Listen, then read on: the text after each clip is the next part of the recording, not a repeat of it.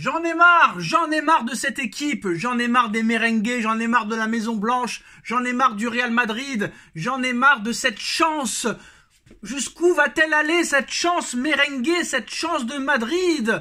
Tu te dis ça y est, ils vont perdre, mais toujours à la 92e, ils arrivent à gagner le match. Cette équipe, quoi qu'il en soit, depuis des années, on ne sait pas où ça va s'arrêter cette chance, entre l'arbitrage favorable, entre les dernières minutes, entre la chance de la meilleure équipe du monde, je ne sais pas, mais ça m'énerve et c'est sûr et certain qu'ils vont gagner la Champions League. Elle est faite pour eux. La victoire est faite pour eux. Tu peux gagner 8-0 contre le Real, tu peux mener 8-0, tu vas perdre 9-8. Tu vas perdre 9-8, même si tu mènes 8-0 contre Madrid et contre le Real, tu vas perdre 9-8. Même 8 buts d'avance ne suffisent pas. Ne suffisent pas les postos. Victoire du Real Madrid, 3-2 pour ce Classico face au FC Barcelone dans un Santiago Bernabéu flambant neuf. On a vu un gros Classico ce soir, avec de nombreux rebondissements et avec une fin de match complètement incroyable et encore des histoires d'arbitrage et encore des histoires de chance. Mais on va essayer quand même de parler du jeu parce que nous, Parisiens, ça nous intéresse. Bon, le Real Madrid, là, c'est sûr, ils sont champions d'Espagne, c'est les favoris pour la Ligue des Champions. Ça avait bien commencé pourtant pour le FC Barcelone qui mène très vite au score dès la 6e minute de jeu face à un but de Christensen sur une passe décisive de Rafinha. Mais 12 minutes plus tard, c'est le Brésilien Vinicius Junior qui a encore été incroyable ce soir, qui égalise sur penalty, un partout à la mi-temps. Fermin croit faire le plus dur en marquant ce but à la 69e minute de jeu qui permet au FC Barcelone de prendre l'avantage dans ce Classico 2-1. Xavi et ses hommes pensent avoir fait le plus dur dans ce Classico, mais le Real Madrid n'est jamais battu. Le Real est un loup. Méfions-nous du loup qui dort. Le loup ne dort jamais. Le lion n'est jamais mort. 2 minutes ou 3 minutes après le but de Fermin, c'est Lucas Vázquez qui est impressionnant de match en match et qui pour moi est l'homme du match de ce Classico ce soir. Lucas Vázquez qui permet au Real Madrid d'égaliser à 2 buts partout sur une passe décisive de Vinicius Junior. Mais le match de Lucas Vázquez dans tous les aspects du jeu est complètement incroyable, au niveau des passes, au niveau de la qualité des centres, au niveau de la qualité des contrôles, au niveau de la qualité de la vision du jeu. Lucas Vázquez est totalement exceptionnel dans ce match.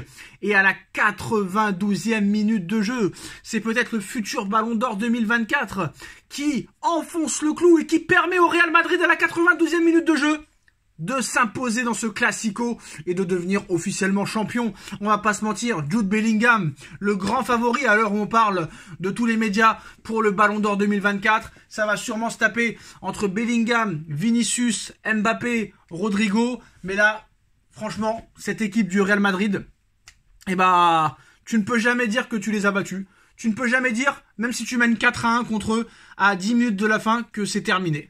Voilà, après, tout le monde le disait, même sur les réseaux, vous allez voir, qui c'est qui attend le but du Real à la 90e, 91e, 92e, tout le monde se posait la question à la fin, à quel moment le Real Madrid va marquer ce 3e but? Tout le monde savait que le Real allait s'imposer 3-2, parce que c'est une équipe qui a une chatte pas possible.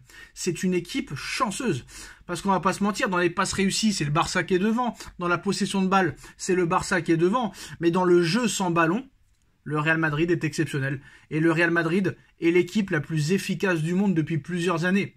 Et on va pas se mentir, c'est le Real Madrid qui est le grand favori pour remporter cette Ligue des Champions. Et s'il la remporte, ce sera la 15e de leur histoire. Donc voilà, en tout cas ça a été un match à rebondissement, beaucoup de buts.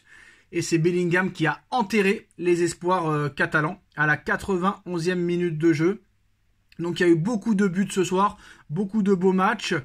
Mais on va pas se mentir, le Real est grandissime favori pour gagner sa 15e Ligue des Champions. Ce serait totalement incroyable que le Real gagne sa 15e Ligue des Champions. Je pense que vraiment personne n'ira au-dessus de ça, honnêtement.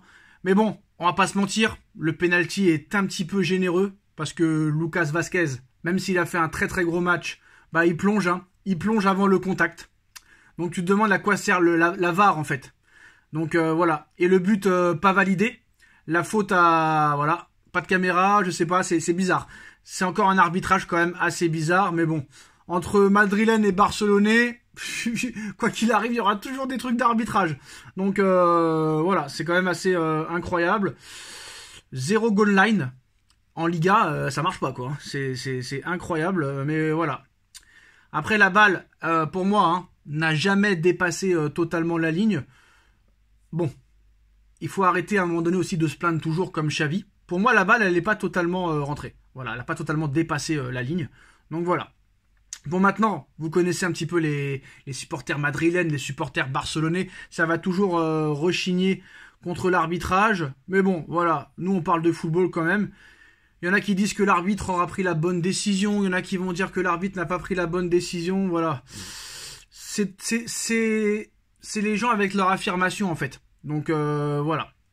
Maintenant, quoi qu'il en soit, on va pas se mentir, à l'heure où on parle, c'est le meilleur club de l'univers. Voilà, on va pas se mentir, avec un président exceptionnel, avec un stade magnifique, et avec un palmarès incroyable, et des joueurs complètement incroyables. Voilà, des joueurs complètement incroyables. Puis une rage de vaincre, de se dire c'est jamais fini le match. Tu sais, tu peux prendre un coup de massue des fois et ne pas revenir dans le match. Mais eux, ils reviennent toujours.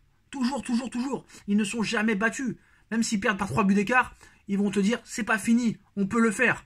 Donc voilà, le Real Madrid s'offre le Classico grâce à monsieur Jude Bellingham, victoire à l'arraché à la 92e minute de jeu. Donc le Real Madrid prend 11 points d'avance sur le FC Barcelone à 6 journées de la fin du championnat. Donc on va pas se mentir, le titre est joué officiellement. Le Real Madrid sera champion d'Espagne 2023-2024. Ça, c'est sûr et certain. Maintenant, il y en a qui vont dire que le Barça s'est fait voler tout le match. Ça, j'en parle pas. Bon, bah voilà. Ils ont plus, Carlo Ancelotti a testé, j'ai vu, différentes tactiques de jeu. À voir dans un match réel, qu'est-ce que ça donne. Hein. Enfin, dans un match très important. Parce que je vais pas dire que c'était un match amical, mais il y avait quand même 8 points d'avance entre les deux équipes. Le Barça a quand même pris 7 buts en 2 matchs. C'est quand même assez incroyable. Ça va être compliqué la fin de saison pour les Barcelonais, mais bon, ils en ont l'habitude maintenant. Il y en a qui vont dire que la corruption de la Liga continue.